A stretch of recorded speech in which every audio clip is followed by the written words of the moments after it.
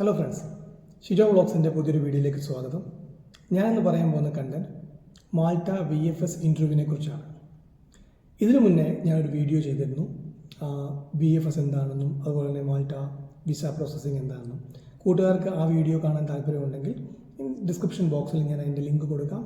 അല്ലാന്നുണ്ടെങ്കിൽ ഷിജോ വ്ളോഗ്സ് എൻ്റെ ചാനൽ കയറി നിങ്ങൾക്ക് ആ വീഡിയോ കാണാവുന്നതാണ്. സോ കുറച്ച് ഇൻഫർമേഷൻ കൂടി നിങ്ങൾക്ക് ലഭിക്കും.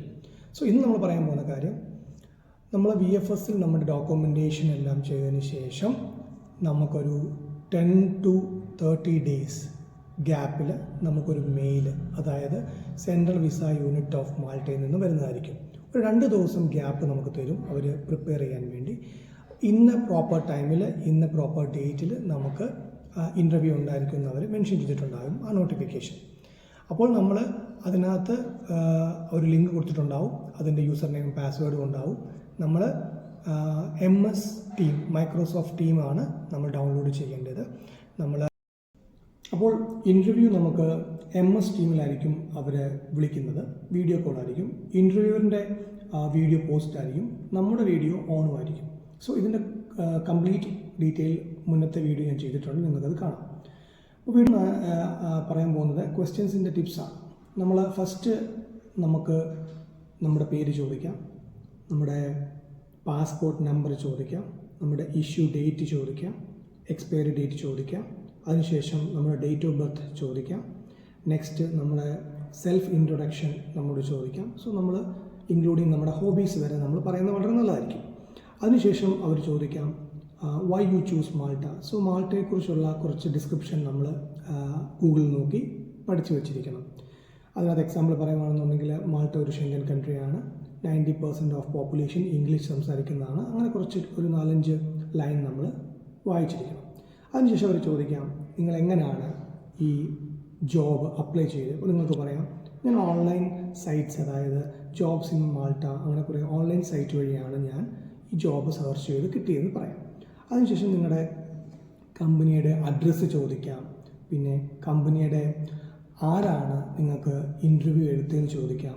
സോ അവരുടെ ഡീറ്റെയിൽസ് നിങ്ങൾ പറയണം. അതുപോലെ തന്നെ നിങ്ങൾക്ക് എന്നാണ് നിങ്ങളുടെ ഇൻ്റർവ്യൂ എടുത്തതെന്ന് ചോദിക്കും, അതിനും ഉത്തരം പറയണം. സോ പ്രോപ്പറായിട്ട് നമുക്ക് എല്ലാത്തിനും ഒരു ഷോർട്ട് വേർഡ് അല്ലെങ്കിൽ 1 വേർഡിൽ ആൻസേഴ്സ് നമുക്കുണ്ടായിരിക്കണം. ഇത് ഒരിക്കലും അതൊരു നമ്മുടെ ജോബ് ഇൻ്റർവ്യൂ അല്ല, ഇതൊരു ഇൻ്റർവ്യൂ നമ്മുടെ വിസ തരാൻ വേണ്ടിയുള്ള ഒരു ഇൻ്റർവ്യൂ മാത്രമാണ്. നമ്മൾ ആ ഇൻ്റർവ്യൂവിനോട് പൊളൈറ്റായിട്ട് സംസാരിക്കണം, വിത്ത് സ്മൈലിംഗ് ഫേസ്. കുഴപ്പമൊന്നുമില്ല, ഞാൻ കൂളായിട്ടിരിക്കുന്നുള്ള രീതിയിലാകും ഫീൽ ചെയ്യണം.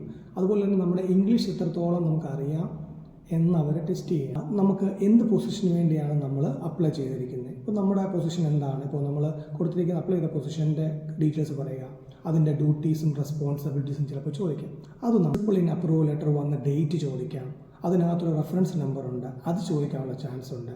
അതിനകത്ത് നമ്മുടെ റെസിഡൻസ് കാർഡ്, അതായത് മാൾട്ട റെസിഡൻസ് കാർഡിൻ്റെ ഒരു നമ്പർ മെൻഷൻ ചെയ്തിട്ടുണ്ട്, 0ൽ സ്റ്റാർട്ട് ചെയ്യുന്നത് ആ നമ്പർ. അതിനുശേഷം അവർ ചോദിക്കാം എന്താണ് ഷെങ്കൻ കൺട്രി. സോ ഷെങ്കൻ കൺട്രിയെക്കുറിച്ച് നിങ്ങൾ കുറച്ച് കാര്യങ്ങൾ വായിച്ചിരിക്കുന്നത് നല്ലതായിരിക്കും.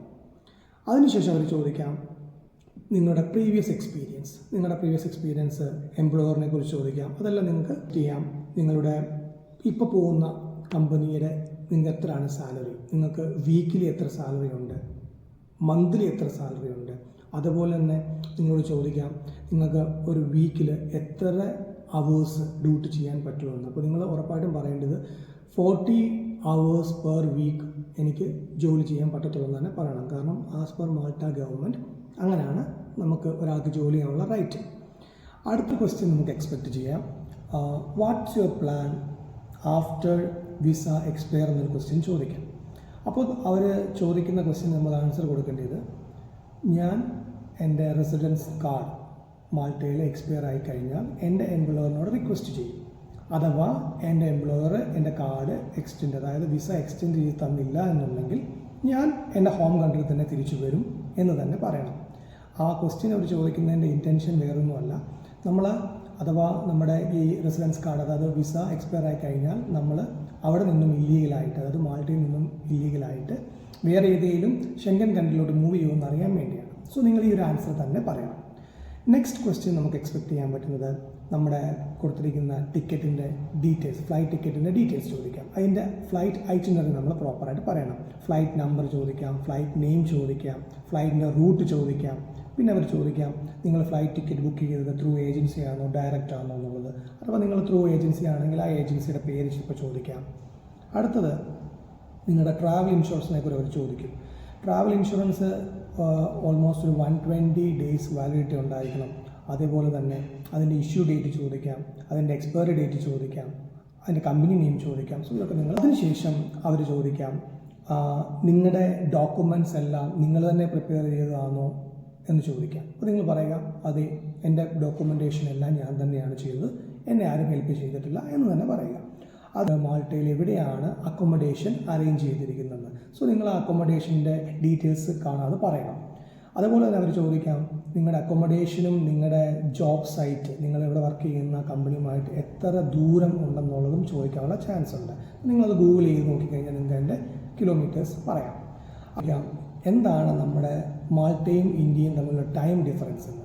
അതായത് ഞാനിപ്പോൾ ഈ വീഡിയോ എടുക്കുന്നത് September 2024 ഇപ്പോൾ ഉള്ള ടൈം ഡിഫറൻസ് 3 hours 30 minutes ആണ്. ഇത് മുന്നോട്ട് പോകും തോറും ചിലപ്പോൾ ഇത് 4 hours 50 minutes ആവാനും 30 minutes ആവാനുള്ള ചാൻസസ് ഉണ്ട്. അപ്പോൾ നിങ്ങൾ ടൈം ഡിഫറൻസ് പ്രോപ്പറായിട്ട് പറയണം. ഇനിയും ഞാൻ പറയാൻ പോകുന്നത് കുറച്ച് പേഴ്സണൽ ക്വസ്റ്റ്യൻസ്, എൻ്റെ എക്സ്പീരിയൻസ്, അതായത് എന്നോട് ഇൻ്റർവ്യൂവർ ചോദിച്ച ഞാൻ എക്സ്പെക്റ്റ് ചെയ്യാത്ത കുറച്ച് ക്വസ്റ്റ്യൻസ് അവർ ചോദിച്ചു. അത് എന്നോട് ചോദിച്ചത് എന്തിനാണ് ഞാൻ ഈ ഷെങ്കൻ കൺട്രി ചൂസ് ചെയ്തത്. ഞാൻ പറഞ്ഞു അത് യൂറോപ്പ് കൺട്രി എൻ്റെ ഒരു ഡ്രീമാണ്, എനിക്ക് യൂറോപ്പ് കൾച്ചർ പഠിക്കണമെന്ന് ഭയങ്കര ആഗ്രഹമുണ്ട് എന്നൊക്കെ ഞാൻ കുറേ ആൻസേഴ്സ് പറഞ്ഞു. അതിനുശേഷം അവർ ചോദിച്ചു നിങ്ങൾക്ക് ആരെങ്കിലും ഫ്രണ്ട്സ് മാൾട്ടയിലുണ്ടോ എന്ന് ചോദിച്ചു. ഞാൻ പറഞ്ഞു എനിക്ക് മാൾട്ടയിൽ ഫ്രണ്ട്സ് ഉണ്ട്. അതിനുശേഷം അവർ ചോദിച്ചു നിങ്ങൾക്ക് ഷെങ്കൻ കൺട്രി മാൾട്ട അല്ലാതെ വേറെ ഏതും ഷെങ്കൻ കൺട്രിയിൽ ഫ്രണ്ട്സ് ഉണ്ടോ എന്ന് ചോദിച്ചു. ഞാൻ അവിടെ പറഞ്ഞു ഇല്ല എന്ന് തന്നെ പറഞ്ഞു. അതിന് ആൻസർ നമ്മൾ ഇല്ല എന്ന് തന്നെ പറയണം. കാരണം നമ്മൾ പോകുന്നത് മാൾട്ടയ്ക്ക് തന്നെയാണ്, അവിടെ തന്നെ ജോലി ചെയ്യാൻ വേണ്ടിയാണെന്നുള്ള ഒരു കൺഫർമേഷൻ വേണ്ടിയാണ് അവരങ്ങനെ ചോദിക്കുന്നത്. ചൂസ് ചെയ്തു, എന്തുകൊണ്ടാണ് ഈ എംപ്ലോയറിനെ നിങ്ങൾ ചൂസ് ചെയ്തത്.